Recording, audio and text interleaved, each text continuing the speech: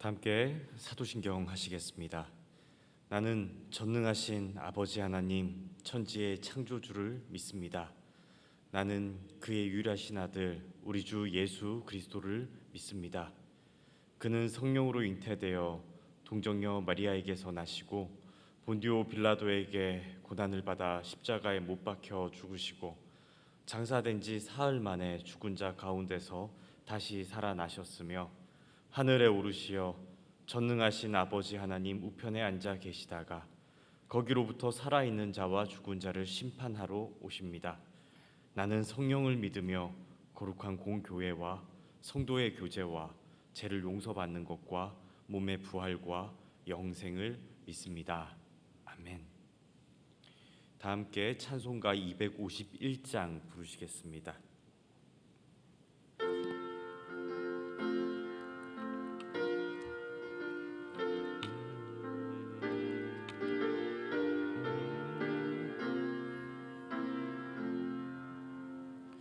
놀랍다 주님의 큰 은혜, 우리의 죄를 속하시려 십자가 갈보리 위에서 어린 양 보혈을 흘렸네. 주의 은혜 우리의 죄를 다시 섰네. 주의 은혜 우리의 죄를 다시 섰네.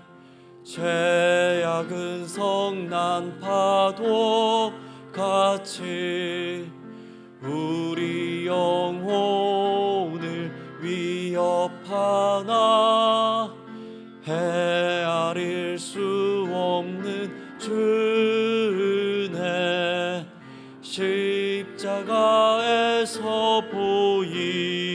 보이셨네. 주의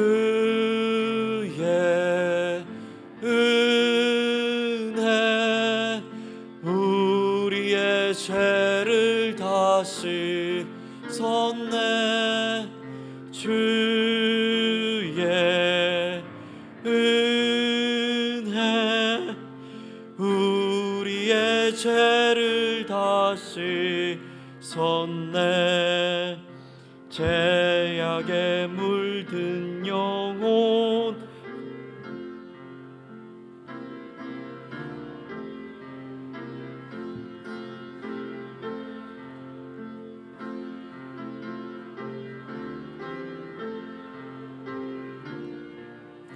눈보다 더 희게 씻으라. 주의 은혜 우리의 죄를 다 씻었네. 주의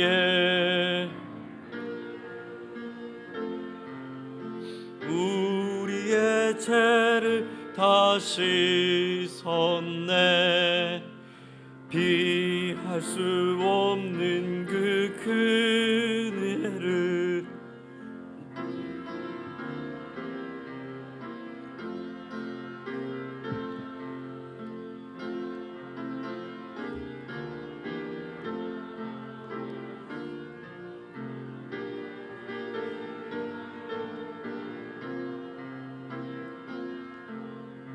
주의 은혜 우리의 죄를 다시 섰네.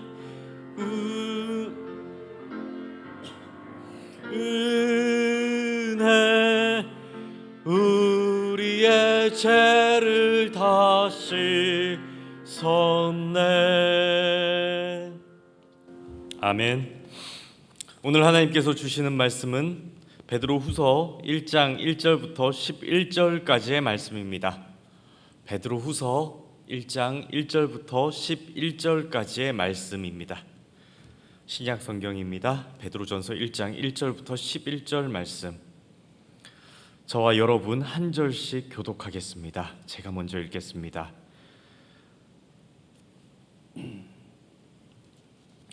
예수 그리스도의 종이며 사도인 시몬 베드로는 우리 하나님과 구주 예수 그리스도의 의를 힘입어 동일하게 보배로운 믿음을 우리와 함께 받은 자들에게 편지하노니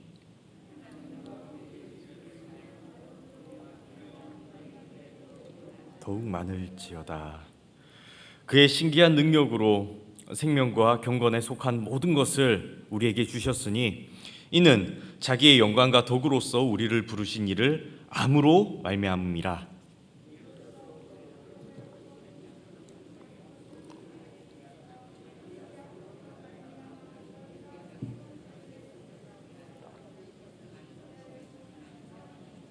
되게 하려 하셨느니라.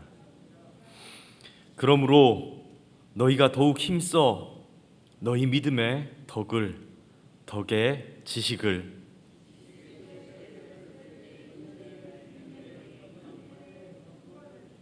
경건의 형제 우애에 사랑을 더하라.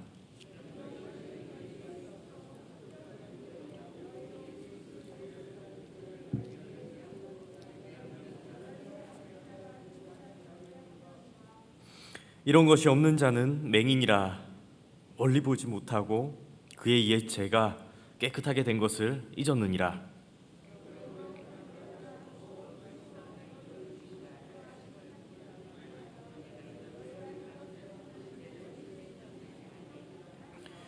함께 봉독하겠습니다.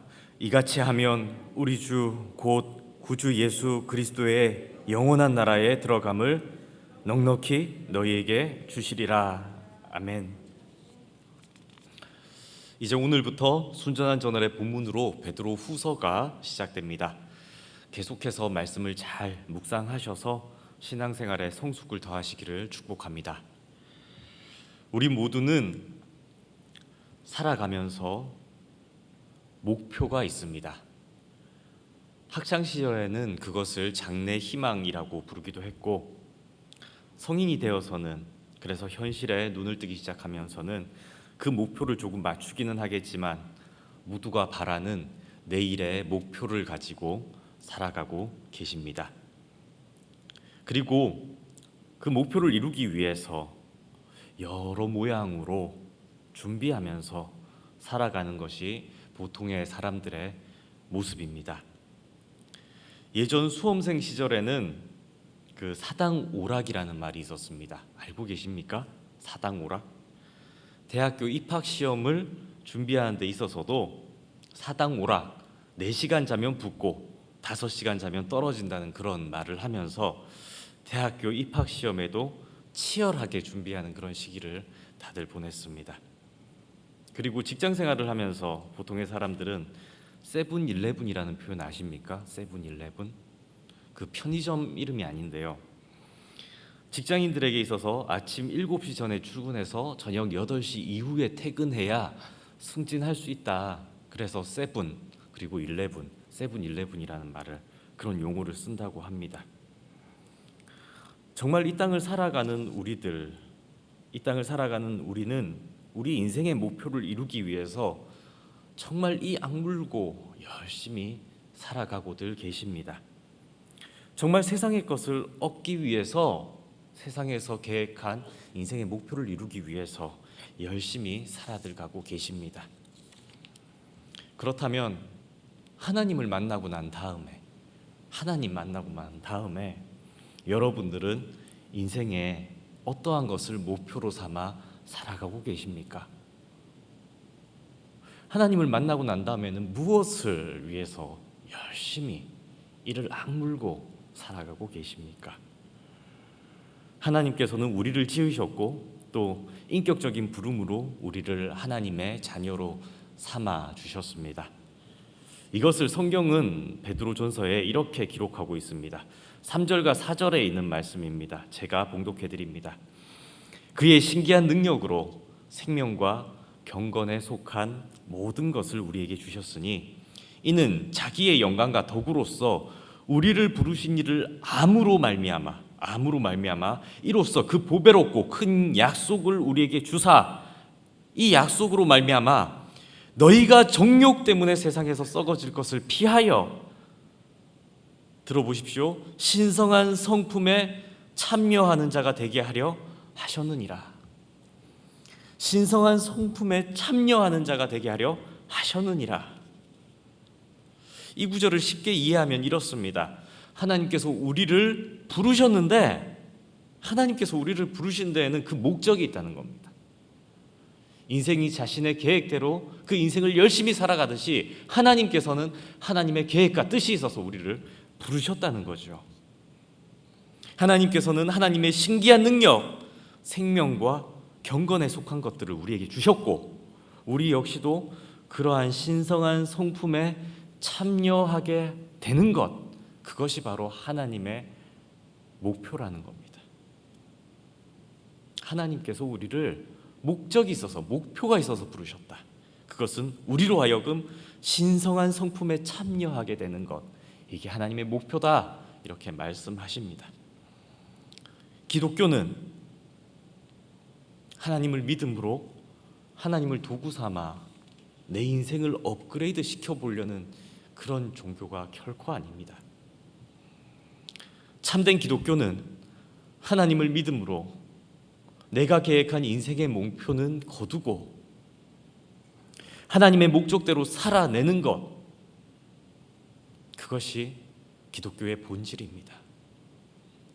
그래서 신앙생활에서 성화가 된다는 것은 그 의미는 내 자아는 죽여나가고 내 욕망된 자아는 죽여나가고 내 안에 하나님만 살아내게 하는 겁니다.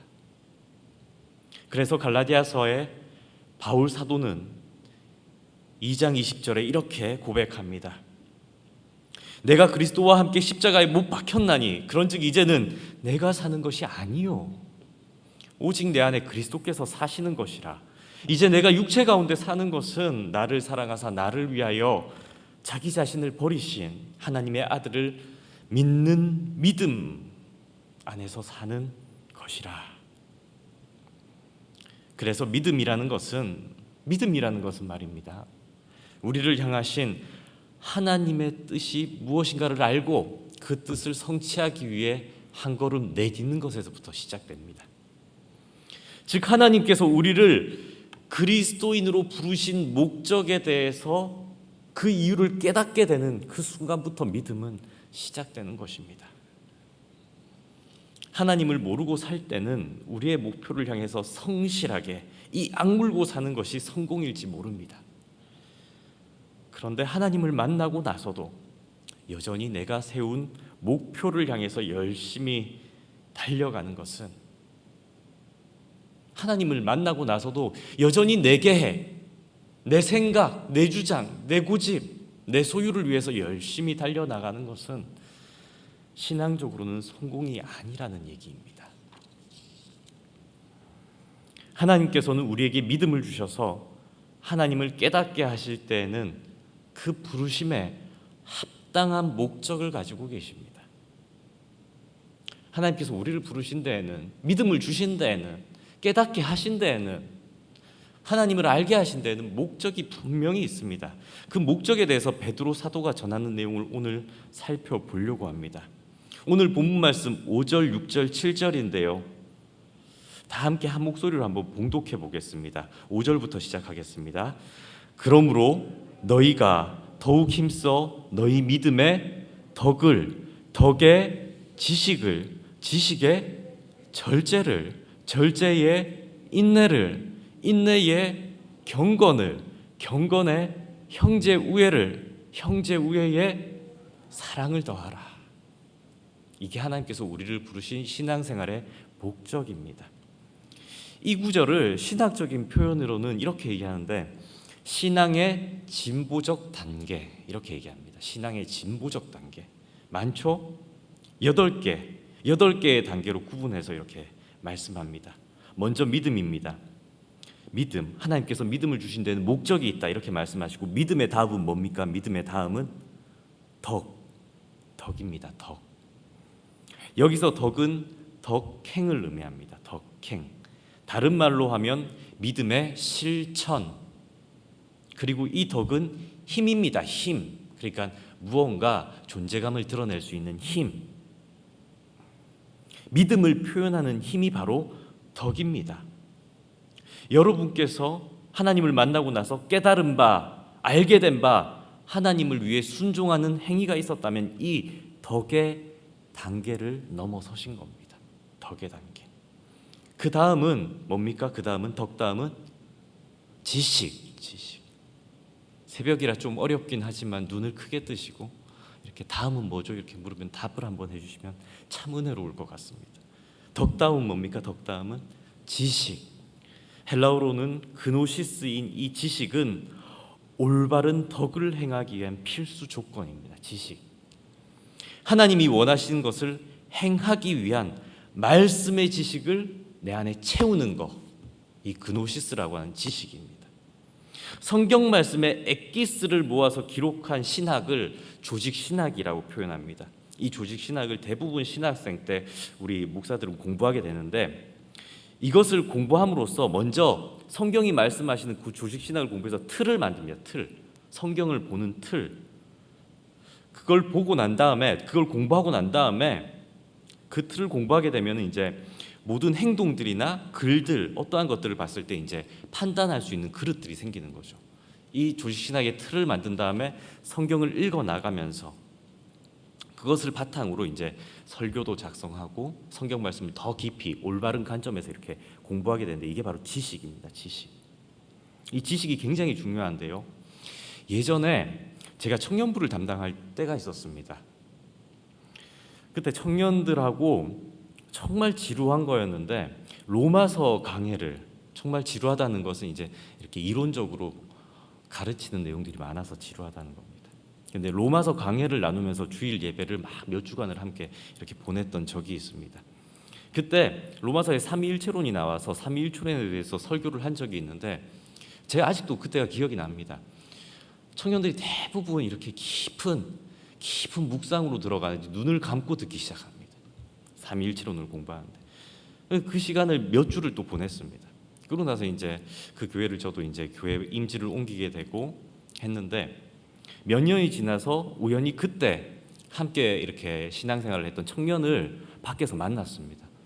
근데 그 청년이 저를 이렇게 만나고는 굉장히 고마워했습니다.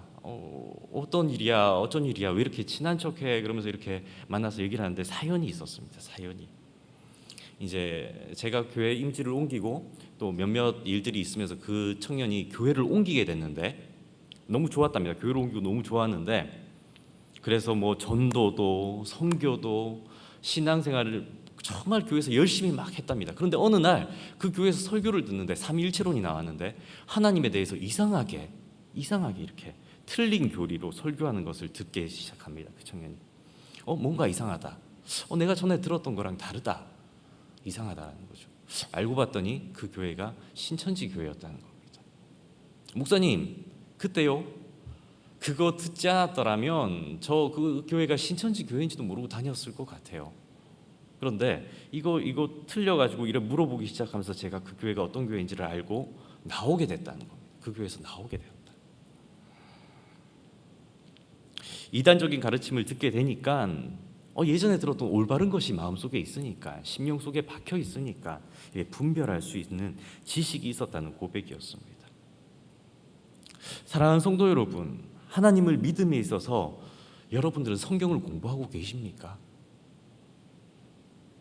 혹은 여러분의 자녀들에게는 학업에 필요한 교과목에 대한 가외는 시키지만 정작 올바른 인생을 살게 해주는 성경은, 그 성경 공부는 소홀히 여기고 계시지는 않으십니까?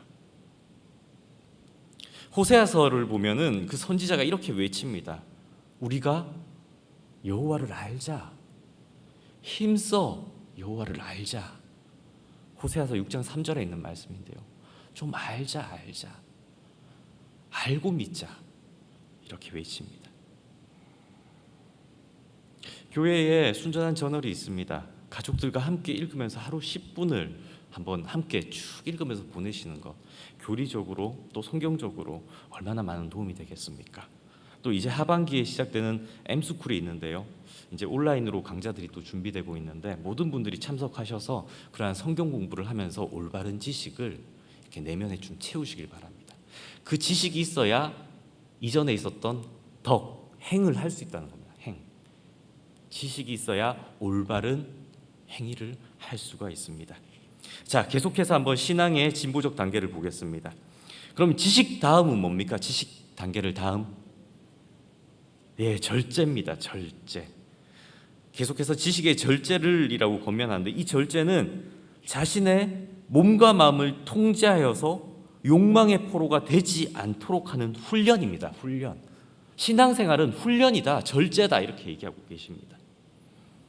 신앙생활을 위해서는 이런 훈련이 필요합니다.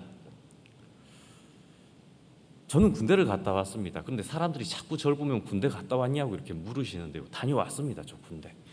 군대를 가면 제일 먼저 배우는 게 제식훈련입니다. 제식훈련. 제식훈련은 한 명의 조교가 이제 명령합니다. 앞으로 가, 뭐 서 이렇게 얘기하는 거죠. 뭐 자양자, 우양우. 그럼 시키는 대로 일사불란하게 통제된 환경에서 생활하게 하는 것. 그게 바로 군대의 첫 번째 훈련이었습니다. 그리고 규칙적으로 바른 생활을 하도록 이렇게 엄격하게 훈련시키는 게 군대의 그 훈련입니다. 몸에 배이도록 하는 거죠. 통제를 하면서 벌을 주면서 몸속에 그것이 완전히 체화되도록. 저는 2년 2개월 군대 생활을 했는데요. 그렇게 배도록 아침 정시가 되면 기상 나팔이 울리고 정시가 되면 무조건 자도록 이렇게 신앙생활을 한다는 것도 이러한 절제의 훈련들을 통하여 예전에 가졌던 구습의 악습들, 내 몸속에 배어있는 악한 습관들을 내쫓아버리도록 훈련시키는 거라는 겁니다. 나쁜 것들이 아예 내 몸속에서 다 떠나가도록 아니면은 아예 그런 것들은 몸이 받아들이지 못하도록 훈련시키는 것, 절제. 끊게 하는 것. 이게 바로 신앙의 다음 단계입니다. 여러분들 신앙생활 하시면서 마음속에 하나님이 원치 않는 악한 습관들을 여전히 가지고 계십니까? 그렇다면 이 절제의 단계를 통과하시는 복이 오늘 임하기를 바랍니다. 절제의 다음 단계는 무엇입니까? 인내입니다. 인내. 이 인내는 주어진 환경과 조건 속에서 견디는 것, 그것을 의미합니다. 우리들은 가끔 사람들을 평가할 때 저 사람은 참 깊다, 참 깊어 이런 말을 합니다. 저 사람은 참 괜찮아, 저 사람은 정말 사람이 깊어, 속이 깊어 이런 얘기를 하죠. 그런 사람은 어떻게 만들어집니까? 인내를 통해서 그런 사람들은 만들어집니다. 좀 참을 줄 아는 사람, 좀 때를 기다릴 줄 아는 사람을 우리는 깊다라고 표현하는데 성경에 이런 인물이 한 명 있습니다. 요셉입니다. 요셉. 결국 이렇게 인내한 요셉이 하나님께 어떻게 쓰임받습니까? 하나님께서 목적과 뜻이 있으셔서 인내하게 하시지 않았습니까? 그것을 견디고 견뎠을 때 이 요셉과 같은 인물로 쓰임받을 줄 믿습니다. 인내 다음은 어떤 단계입니까? 경건입니다. 경건.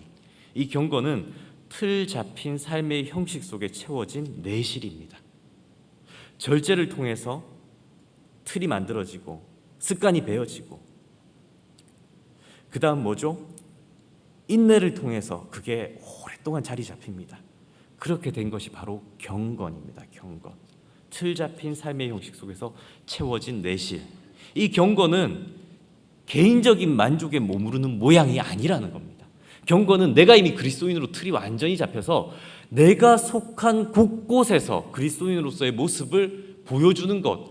왠지 저 사람이 오기만 하면 이 공동체 분위기가 거룩해지는 것. 저 사람이 오면 하나님의 이름과 영광이 왠지 보여지는 것. 저 사람이 이 자리에 머물기만 하면 하나님의 향기가 맡아지는 것, 느껴지는 것. 이게 바로 경건된 자의 모습입니다. 어떤 사람이 오면 그 자리의 분위기가 편안해집니다. 화평해집니다. 그 사람이 오기만 하면 다 들어주고 모든 것들이 이해가 되어지고 웃음이 들리기 시작하고 마치 우리에게 예수님이 찾아오셨던 것처럼 그 모습을 보이는 사람들. 그게 바로 신성한 성품에 참여한 경건의 단계에 이른 사람들이죠. 경건 다음이 또 어렵습니다. 그 경건 다음은 무엇입니까? 형제 우애입니다. 형제 우애. 하나님께서 맺어주신 가족들에게 있어서 여러분들 모두 가족이 있지 않습니까? 여러분들은 그 가족 관계 속에서 어떤 그리스도인의 모습으로 살아가고 계십니까? 달라. 같은 형제지만, 같은 피를 받고 태어났지만 달라. 경건 다음이 형제 우애라고 합니다. 형제 우애. 경건 다음이 형제 우애. 여러분들은 정말 가족들에게 혹은 자녀들에게 혹은 부모님에게 어떠한 그리스도인의 모습으로 살아가고 계십니까? 그리고 신앙의 진부적 단계 마지막 이 형제 우애 다음은 어떤 모양인지 아십니까? 사랑입니다. 사랑. 마지막 사랑, 아가페적인 사랑. 아가페적인 사랑이요. 조건 없이 베풀 수 있는 사랑. 이렇게 8가지의 단계를 신앙의 진보적 단계라고 표현합니다. 한번 해볼까요? 신앙의 진보적 단계 8개. 성경책 보지 마시고 저를 보면서 한번 해봅시다. 첫 번째 뭐죠? 믿음. 믿음 다음에 뭡니까? 믿음 다음에 덕행. 덕 다음에 뭡니까? 덕을 하기 위해서 지식. 지식 다음에 뭐죠? 절제 다음에 뭡니까? 인내. 그러면 어떻게 되죠? 절제와 인내하고 난 다음에 어떤 틀이 생깁니까? 경건 다음에는요? 형제 우애 다음에는요? 사랑.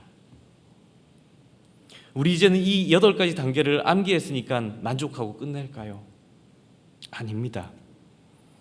이 8개 단계 중에 우리는 어떤 신앙의 단계에 머물러 있는지, 어떤 신앙의 단계에서 더 나가지 못하고 머물러 계신지 한번 묵상해 보시기 바랍니다. 왜 나는 더 못 나갈까? 신앙의 이 8가지 단계가 있다면 나는 왜 이 단계를 더 뛰어넘지 못할까? 고민해 봐야 합니다. 저는 목사로 살아갑니다. 어느 날 하나님께서 부르셔서 20대 후반에 이렇게 하던 거 다 내려놓고 대학원에서 신학 공부를 하고 몇 해를 지내면서 교회에서 사역을 시작했습니다. 그리고 목사 안수를 받고 교회에서 부목사로 쓰임 받던 어느 날이었습니다. 그러던 중에 정말 열심히 사역하고 애썼는데 아니 며칠째 아니 몇 달째 마음이 공허합니다. 이거 하나님 처음 이렇게 했던 첫사랑이 다 사라진 것 같고 목사가 이거 빈 껍데기만 남아서 빈 껍데기 사랑. 목사인데요. 빈 껍데기 같았습니다. 텅 비어 있는 거. 그럴 때 여러분 어떻게 해야 됩니까? 때려치워야 됩니까? 기도해야죠. 기도했습니다. 그랬더니 하나님 제 딴에는 아등발등 열심히 교회 일 했습니다. 하나님 정말 열심히 했다고요. 근데 아무도 안 알아주고 몇 년을 했는데 이렇게 봤더니 제 소유는 하나도 없습니다. 하나도 없습니다. 한참 억울해서 막 기도하면서 울었습니다. 그런데 갑자기 마음 한구석에 훅 하고 하나님이 이렇게 말씀하시는 것 같아요. 하나님이 너 누구를 위해서 한 건데 이렇게 말씀하시는 것 같아요. 그때 제가 하나님한테 대답했어요. 당연히 하나님이죠. 하나님 때문에 제가 다 놓고 바꾸고 다 버리고 신학하면서 이렇게 됐잖아요. 이렇게 대답하고 나는데 그때부터 얼마나 회개가 나오는지 모릅니다. 하나님 위해서 제가 돌아봤더니 제대로 한 게 하나도 없어요. 하나도 생각나지가 않는 겁니다. 바뀌었어요. 하나님 저 열심히 살았는데 공허해요 이렇게 했는데 하나님 돌아보니까 제가 하나님 위해서 한 게 하나도 없어요. 그런데 언젠가 우리 모두는 하나님 앞에 서는 날이 분명히 있습니다. 하나님 앞에 섰을 때 여러분들께서는 당당하게 하나님 저 하나님 위해서 신앙생활 했어요. 내 거 다 버리고 내 거 목적은 이렇게 다 일단은 먼저 다 접고요. 하나님 만나고 난 다음에 하나님 목표대로 내가 산 신앙생활을 했다니까요. 이렇게 고백하실 수 있으십니까? 하나님, 저요. 하나님께서 저를 부르시는 그 시간부터는요, 하나님의 목적대로 살았어요. 이렇게 고백할 수 있으십니까? 베드로 사도는 오늘 이 베드로후서 본문에 이렇게 우리한테 권면합니다. 10절과 11절인데 제가 읽어드립니다. 형제들아,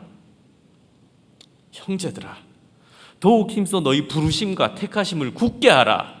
너희가 이것을 행한즉 언제든지 실족하지 아니하리라. 이 신앙생활 8개 단계 얘기하는 겁니다. 이같이 하면 우리 주 곧 구주 예수 그리스도의 영원한 나라에 들어감을 넉넉히 너희에게 주시리라. 아멘.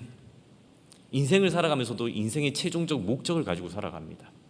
노후에 인생의 끝에는 내가 그림 같은 집을 짓고 이렇게 살 거야라는 인생의 목적이 있었다면 신앙생활에도 분명히 목적이 있습니다. 신앙생활의 종착지는 어디입니까?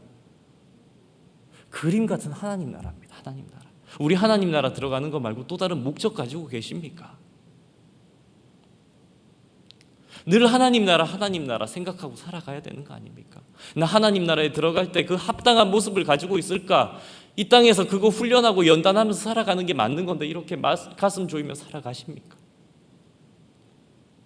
우리의 삶의 마지막 종착지는 그림 같은 집이 아닙니다. 하나님 나라입니다. 하나님 나라. 그 하나님 나라를 향하여 부르심을 받은 우리들이 그 부르심에 따라 합당한 신앙생활로 행복하게 살아가시는 저와 여러분 되기를 주님의 이름으로 축복합니다. 기도합니다. 사랑과 은혜가 많으신 하나님, 우리를 믿음으로 하나님께로 불러주심에 감사드립니다. 하나님의 부르심에 합당한 신앙의 생활을 할 수 있도록 날마다 우리를 깨워주시고 승리할 수 있도록 담력을 주시며 하나님 아버지 앞에 나아갔을 때 하나님을 위해 살았노라 고백할 수 있는 정직한 영을 우리에게 부어 주옵소서. 이 모든 것 우리 주 예수 그리스도의 이름으로 기도드립니다. 아멘. 하늘에 계신 우리 아버지의 이름을 거룩하게 하시며 아버지의 나라가 오게 하시며 아버지의 뜻이 하늘에서와 같이 땅에서도 이루어지게 하소서. 오늘 우리에게 일용할 양식을 주시고 우리가 우리에게 잘못한 사람을 용서하여 준 것 같이 우리 죄를 용서하여 주시고 우리를 시험에 빠지지 않게 하시고 악에서 구하소서. 나라와 권능과 영광이 영원히 아버지의 것입니다. 아멘.